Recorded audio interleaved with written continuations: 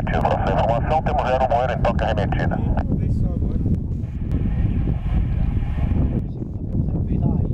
O Golf Bravo Charlie vai pro ponto. Eu sei, mas tem outro tráfego. Um outro aeromoeiro em toque arremetida. Não é só tu não. Ah, então tá.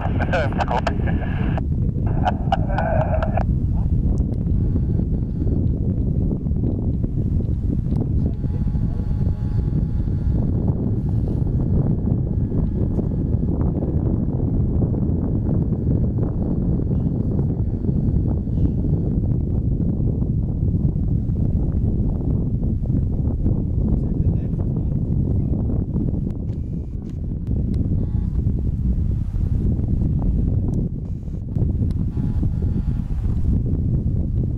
Fox Golf Mike, informe final para o toque arremetida.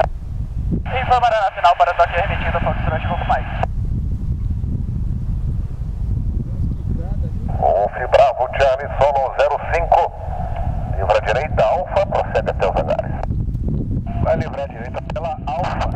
Na circuito até os hangares, Golf Bravo Charlie, muito obrigado. Boa tarde.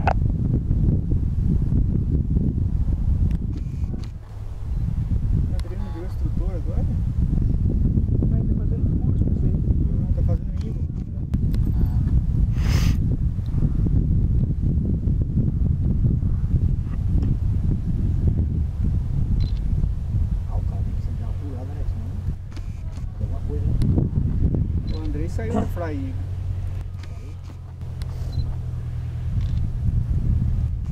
Não vou não, assim.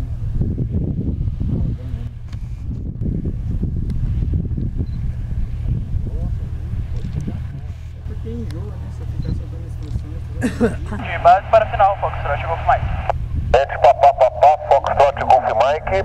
Prossiga na aproximação, aguardando outro aeromoeiro livrar a pista.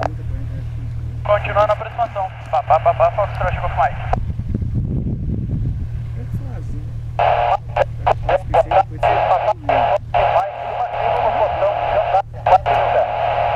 Grande Mike Lima Kilo, mantenha a escuta, um minutinho.